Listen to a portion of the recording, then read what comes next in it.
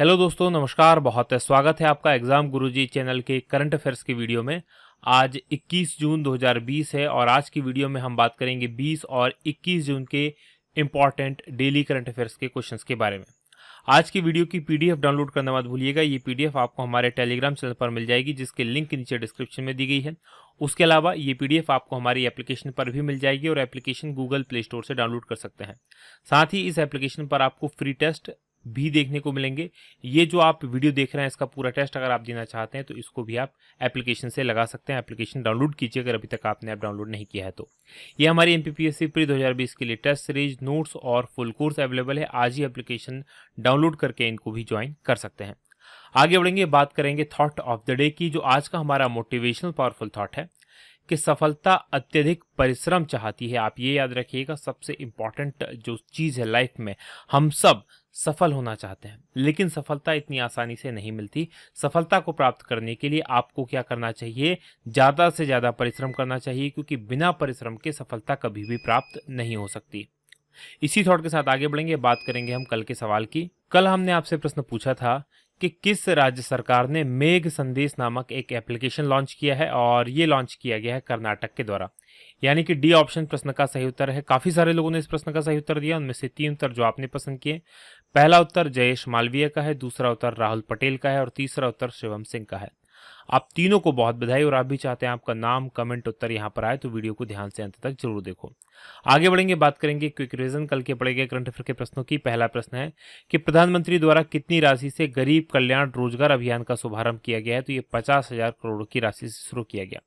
दूसरा प्रश्न, भारत कितने समय के लिए संयुक्त राष्ट्र सुरक्षा परिषद का अस्थायी सदस्य चुना गया है? तो भारत 2 वर्ष के लिए चुना गया सदस्य। तीसरा प्रश्न, ऑस्ट्रिच प्राइड डे कब मनाया जाता है? तो ये मनाया जाता है 18 जून को। चौथा प्रश्न है कि ब्रिटिश पेट्रोलियम कहाँ वैश्विक व्यापार सेवा केंद्र स्थापित करेगी? और ये पुणे में करेगी।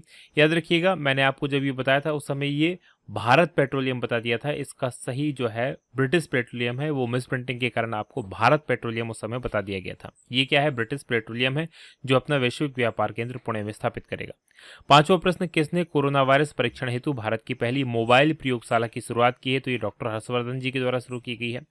छठवां प्रश्न कि फिच रेटिंग्स ने भारत की सॉवरेन रेटिंग पर अपने परिदृश्य में बदलाव करते ही क्या कर दिया है? तो इसको घटाकर नकारात्मक कर दिया गया है। सातवां प्रश्न, किस प्रदेश में रज पर्व या राजा पर्व मनाया गया है? तो ये ओडिशा में मनाया गया।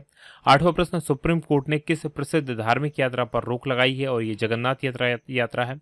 और नवा प्रश्न है कि विश्व आर्थिक मंच यानी WEF की 2020 टेक्नोलॉजी पायनियर्स की सूची में कितनी भारतीय कंपनियां शामिल है? इसमें 2 भारतीय कंपनियां शामिल हैं।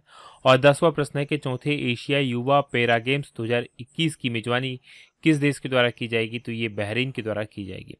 ये थे हमारे कल के पढ़े गए करंट अफेयर के प्रश्नों का क्विक रिवीजन। आगे बढ़ेंगे, आज के प्रश्नों की बात करेंगे। और आज के करंट अफेयर का पहला प्रश्न कि प्रधानमंत्री ने प्रवासी मजदूरों और ग्रामीण लोगों को आजीविका के अवसर उपलब्ध कराने के लिए किस अभियान की शुरुआत की है? और इस अभियान का नाम है गरीब कल्याण रोजगार अभियान, यानी कि बी ऑप्शन प्रश्न का सही उत्तर है। अभी क्या ये अभियान है और क्यों स्टार्ट किया गया है, इसकी डिटेल देख लीजिए। तो प्रधानमंत्री हैं नरेंद्र मोदी जी, और उनके द्वारा प्रवासी मजदूरों और जो ग्रामीण क्षेत्र के लोग हैं, जो गांव में रहते हैं, उनको आजीविका मिल सके, यानी कि वो अपना जीवन यापन कर सकें। और इसी के लिए 20 जून को 6 राज्यों में एक योजना शुरू की गई है, गरीब कल्याण रोजगार अभियान। और इस योजना में शामिल जो 6 राज्य हैं वो कौन कौन से हैं? तो पहला तो बिहार है, दूसरा उत्तर प्रदेश है, तीसरा झारखंड है, चौथा उड़ीसा है, पांचवा मध्य प्रदेश है और छठवां राजस्थान है। इन 6 राज्यों में इसको शुरू किया गया है। यह अभियान क्या है? तो ये जो अभियान है, इसमें करीब इन 6 राज्यों के 116 जिले शामिल हैं। यहाँ पर जो अलग अलग राज्यों से, अलग अलग शहरों से प्रवासी मजदूर वापस अपने घर लौटे हैं, उनकी संख्या 25,000 से ज़्यादा है। ऐसे जिलों में शामिल किया गया है और उनको इसके तहत रोजगार उपलब्ध करा दिया जाएगा। और इसके तहत करीब 50,000 करोड़ रुपए खर्च किए जाने हैं। बात करेंगे हम दूसरे प्रश्न की कि भारत की जलवायु संकट की स्थिति पर जारी की गई है एक राष्ट्रीय रिपोर्ट, और ये पहली राष्ट्रीय रिपोर्ट जारी की गई है। और इसके अनुसार 1901 से 2018 के दौरान भारत का जो औसत तापमान है वो कितना बढ़ा है? तो औसत तापमान भारत का जो बढ़ा है वो करीब 0.7 डिग्री सेल्सियस बढ़ा है, यानी कि ए ऑप्शन प्रश्न का सही उत्तर है। डिटेल लिख लीजिए क्या है। तो भारत द्वारा जलवायु संकट की जो स्थिति है उस पर देश की पहली एक राष्ट्रीय रिपोर्ट जारी की गई है और इसी राष्ट्रीय रिपोर्ट में पता चला है कि 1901 से लेकर 2018 के बीच में ये जो पूरी सदी रही है इसमें भारत का जो औसत तापमान रहा है वो 0.7 डिग्री सेल्सियस तक बढ़ गया है। अब बात करें हम आने वाले सालों की, तो 2099 तक भारत के तापमान में वृद्धि से संबंधित दो अलग अलग परिदृश्यों की भविष्यवाणी की गई है। अगर सब कुछ ठीक रहा, सारी चीजें कंट्रोल में रही, हमने काफी कुछ अच्छा काम किया, तो सबसे बेहतर मामले में सदी के अंत तक जो तापमान होगा उसमें 2.7 डिग्री सेल्सियस की बढ़ोतरी हो जाएगी। और सबसे खराब परिस्थिति में, यानी कि हमने इसी प्रकार से पर्यावरण को प्रदूषित करते रहे, ग्रीन हाउस प्रभाव बढ़ता रहा, ग्रीन हाउस गैसेस निकलती रही, तो भारत के तापमान में करीब 4.4 डिग्री सेल्सियस का वृद्धि हो जाएगी और ये काफी विनाशकारी होने वाला है। आगे बढ़ेंगे, बात करेंगे अब हम तीसरे प्रश्न की कि खनिज और खनन क्षेत्र में डिजिटल प्रौद्योगिकी की भूमिका को बढ़ावा देने के लिए कौन सा पोर्टल लॉन्च किया गया है और इस पोर्टल का नाम क्या है। तो इस पोर्टल का नाम है सत्यभामा पोर्टल, यानी कि डी ऑप्शन प्रश्न का सही उत्तर है। डिटेल लिख लीजिए इसकी क्या है। तो जो केंद्रीय खदान और कोयला मंत्री हैं प्रहलाद जोशी, उनके द्वारा खनन उन्नति में सत्यभामा करके एक पोर्टल लॉन्च किया गया। अब इस सत्यभामा का फुल फॉर्म क्या है? साइंस एंड टेक्नोलॉजी योजना फॉर आत्मनिर्भर भारत इन माइनिंग एडवांसमेंट। तो ये इस पोर्टल का फुल फॉर्म है। क्या करेगा ये पोर्टल? तो ये पोर्टल देश के अंदर खनिज और खनन क्षेत्र के अंदर जो डिजिटल प्रौद्योगिकी है उसकी भूमिका और ज्यादा बढ़ाई जाए। तो उन्हीं सब चीजों के लिए इसको विकसित किया गया है ताकि डिजिटल प्रौद्योगिकी का उपयोग मैक्सिमम किया जा सके। इस पोर्टल के माध्यम से केंद्र सरकार का उद्देश्य खनन और खनिज के क्षेत्र में गुणात्मक, यानी कि जो उसकी क्वांटिटी है वो बढ़ाई जाए, साथ में नवीन अनुसंधान किया जाए, विकास कार्य करने के लिए जो शोधकर्ता है और वैज्ञानिक है उनको प्रोत्साहित किया जाए। तो उन्हीं सब चीजों को ध्यान में रखते हुए इस पोर्टल को लॉन्च किया गया है। आगे बढ़ेंगे, बात करेंगे अब हम चौथे प्रश्न की कि विश्व सिकल सेल जागरूकता दिवस कब मनाया जाता है। तो विश्व सिकल सेल जागरूकता दिवस मनाया जाता है, ये मनाया जाता है 19 जून को, यानी कि सी ऑप्शन प्रश्न का सही उत्तर है। अब ये सिकल सेल क्या होती है एक्चुअल में? जो ये एक प्रकार की बीमारी होती है, इसकी डिटेल लिख लीजिए। तो हर साल 19 जून को विश्व सिकल सेल दिवस के रूप में या सिकल सेल जागरूकता दिवस के रूप में मनाया जाता है।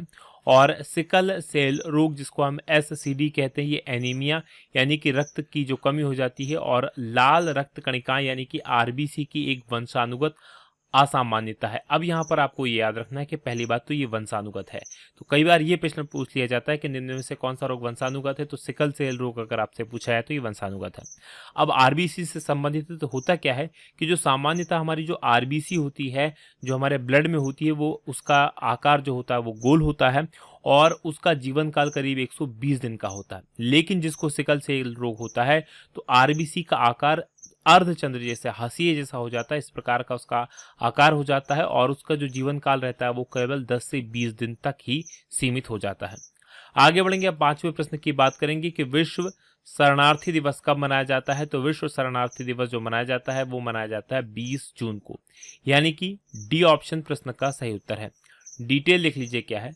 तो विश्व भर में शरणार्थियों की स्थिति के बारे में जागरूकता बढ़ाने के लिए, यानी कि जो शरणार्थी क्या होते हैं, जो एक जगह से दूसरी जगह माइग्रेट होके जाते हैं और शरण लेते हैं वहीं पर, तो बढ़ाने के लिए हर साल 20 जून को विश्व शरणार्थी दिवस के रूप में मनाया जाता है। और इस दिन क्या होता है, जो संयुक्त राष्ट्र की एक शरणार्थी एजेंसी है जिसको हम UNRA के नाम से जानते हैं, शरणार्थियों के लिए संयुक्त राष्ट्र उच्च आयुक्त, इसके रूप में जो है ये जो एजेंसी है ये एक नोडल एजेंसी है जो कि इसके लिए काम करती है, शरणार्थियों के विकास के लिए या शरणार्थियों के लिए काम करती है।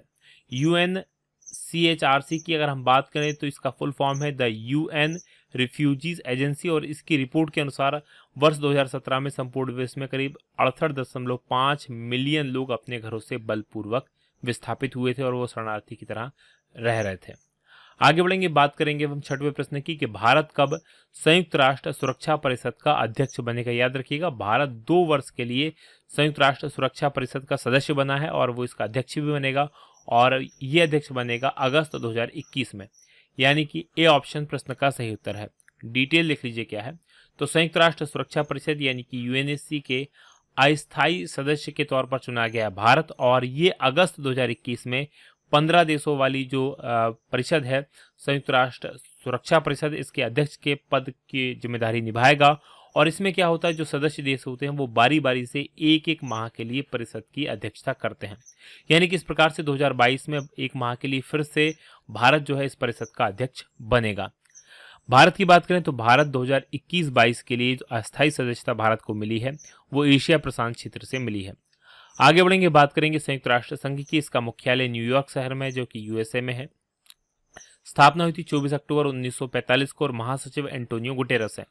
सदस्य देशों की बात करें तो 193 देश इसके सदस्य हैं और भारत के स्थायी प्रतिनिधि की बात करें संयुक्त राष्ट्र संघ में तो वो टीएस तिरुमूर्ति हैं। आगे बढ़ेंगे, 7वें प्रश्न की बात करेंगे कि किन्हें 75वीं संयुक्त राष्ट्र महासभा के अध्यक्ष के रूप में चुना गया है। तो याद रखिएगा, संयुक्त राष्ट्र महासभा जो है, जनरल असेंबली जो है, उसके अध्यक्ष के रूप में, और ये चुने गए हैं वोल्कन बोजिकर, यानी कि डी ऑप्शन प्रश्न का सही उत्तर है। डिटेल लिख लीजिए क्या है। तो जो 75वीं यूएन जनरल असेंबली बनी है उसमें तुर्की के जो राजनयिक हैं वोल्कन बोजिकर, इनको यूएन महासभा के 75वें सत्र के अध्यक्ष के रूप में चुना गया है, ये आपको याद रखना है। और संयुक्त राष्ट्र महासभा का 75वां जो सत्र होगा वो सितंबर 2020 से आरंभ होगा और ये वही सत्र होता है जिसमें दुनिया भर के नेता आते हैं, भाग लेते हैं और अपना संबोधन देते हैं।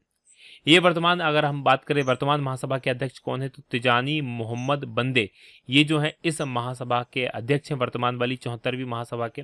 और अब इनकी जगह पर कौन आ जाएंगे तो इनकी जगह पर वोल्कन बोजिकर आ जाएंगे। राइट। महासभा अध्यक्ष का कार्यकाल कितना समय का होता है तो 1 वर्ष का इनका कार्यकाल होता है। याद रखिएगा, संयुक्त राष्ट्र के अध्यक्ष कौन, महासचिव कौन है, तो कई बार कंफ्यूज हो जाएंगे। तो एंटोनियो गुटेरस जो है वो संयुक्त राष्ट्र के महासचिव हैं, जबकि ये जो जनरल असेंबली है उसके अध्यक्ष बनेंगे। आगे बढ़ेंगे, 8वें प्रश्न की बात करेंगे कि 150 बिलियन डॉलर के मूल्य वाली पहली भारतीय कंपनी कौन सी बनी है, और ये पहली भारतीय कंपनी बनी है रिलायंस, यानी कि सी ऑप्शन प्रश्न का सही उत्तर है। डिटेल लिख लीजिए क्या है। तो रिलायंस इंडस्ट्रीज लिमिटेड यानी कि REL, ये 150 अरब डॉलर के मूल्य को छूने वाली पहली भारतीय कंपनी बन गई है। और इसके अलावा एक और उपलब्धि इसने हासिल की है कि ये जो है इसने मार्च 2021 का लक्ष्य रखा था कि मार्च 2021 तक रिलायंस पूरी तरह से कर या ऋण मुक्त हो जाएगी। तो ये पूरी तरह से ऋण मुक्त हो गई है, इसने अपने लक्ष्य को पहले ही प्राप्त कर लिया है।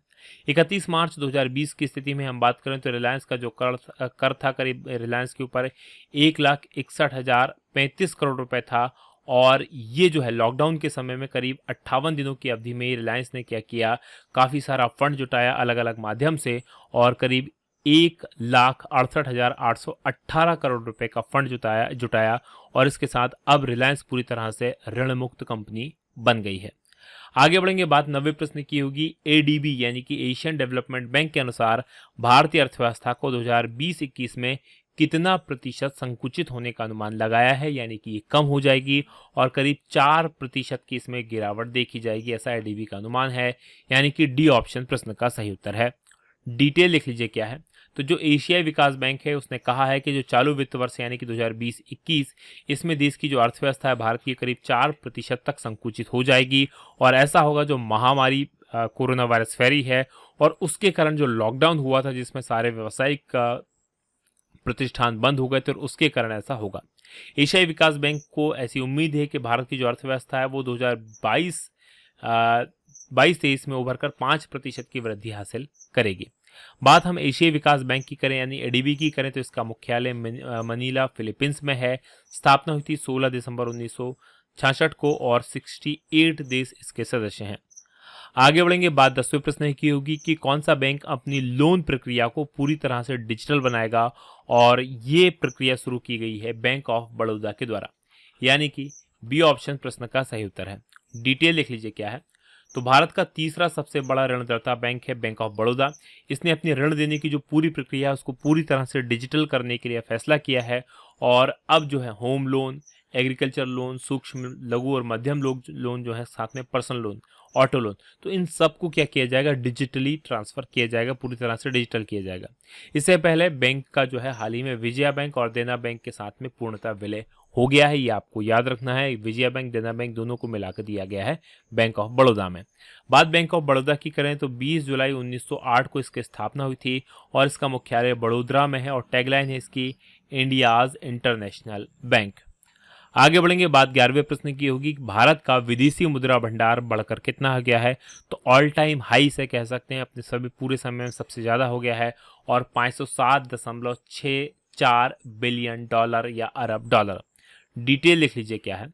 तो भारत का जो विदेशी मुद्रा भंडार है वो जून 2020 का जो दूसरा सप्ताह है उसमें करीब 507.64 अमेरिकी डॉलर के उच्च जीवन स्तर, यानी कि अभी तक का ये सबसे हाई भारत का जो है वो विदेशी मुद्रा भंडार है।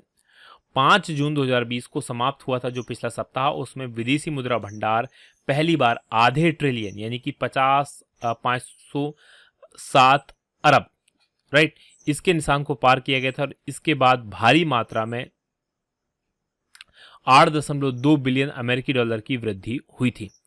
अब बात करते हैं हम रिजर्व बैंक ऑफ इंडिया की उनके द्वारा जारी किए गए जो साप्ताहिक आंकड़े हैं उसके अनुसार भारत का जो है वो 501.703 बिलियन डॉलर तक पहुंच गया था। अब कितना है? तो ये 507.64 बिलियन डॉलर भारत का रिजर्व फंड है।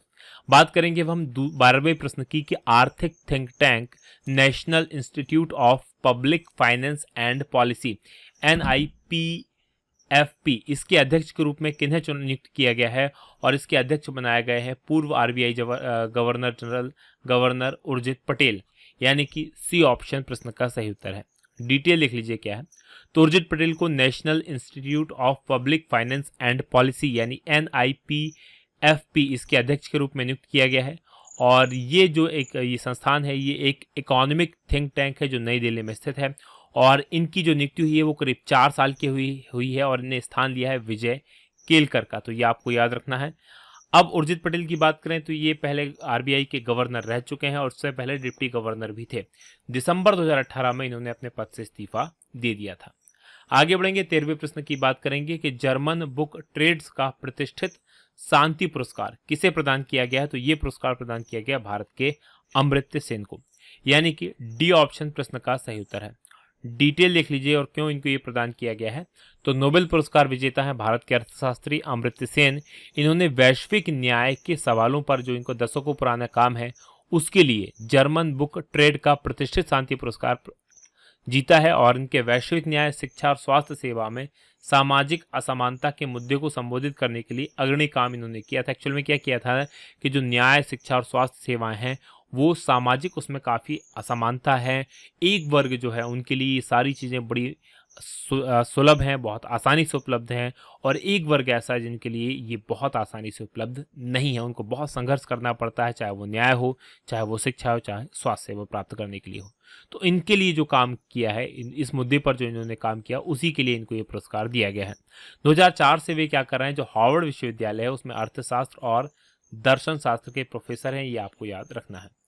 आगे बढ़ेंगे, 14वें प्रश्न की बात करेंगे कि JSW सीमेंट के ब्रांड एम्बेसडर के रूप में किन्हें नियुक्त किया गया है, कौन बनाए गए? तो 2 लोग बनाए गए हैं, सौरभ गांगुली और सुनील छेत्री, यानी कि डी ऑप्शन प्रश्न का सही उत्तर है।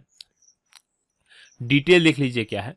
तो जो JSW सीमेंट है उसने सौरभ गांगुली और सुनील छेत्री इनको अपना ब्रांड एम्बेसडर बनाया है और जो सीमेंट ब्रांड है इसके द्वारा एक अपना मार्केटिंग अभियान शुरू किया गया है जिसका नाम है लीडर्स चॉइस। तो लीडर्स चॉइस के नाम से एक अभियान इनके द्वारा शुरू किया गया है। सौरभ गांगुली कौन है? तो आप सभी को पता है, ये पूर्व भारतीय क्रिकेटर, भारतीय क्रिकेट टीम के पूर्व कप्तान और वर्तमान में जो BCCI है उसके अध्यक्ष हैं, भारतीय क्रिकेट कंट्रोल बोर्ड के अध्यक्ष हैं। जबकि सुनील छेत्री की बात करें तो ये जो भारत की राष्ट्रीय फुटबॉल टीम है उसके कप्तान है, साथ में जो बेंगलुरु FC जो हीरो कप होता है उसके ये प्रमुख हैं, उसके कप्तान हैं।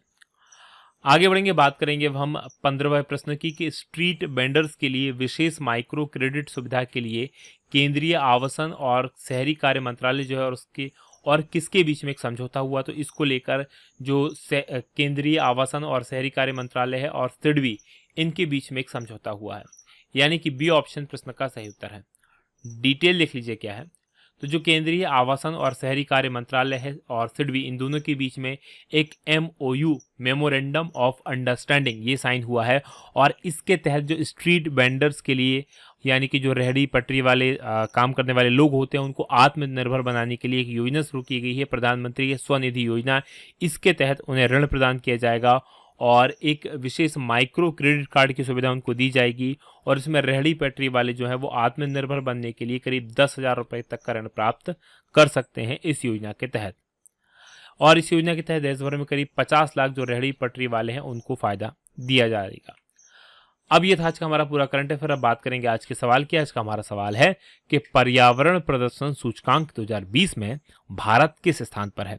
तो कमेंट करके जरूर बताइएगा कि भारत इसमें किस स्थान पर है और ये वीडियो आपको कैसा लगा बताना मत भूलिएगा। आज की बात होगी यहीं समाप्त। आप लोगों का बहुत बहुत धन्यवाद। जय हिंद, जय भारत।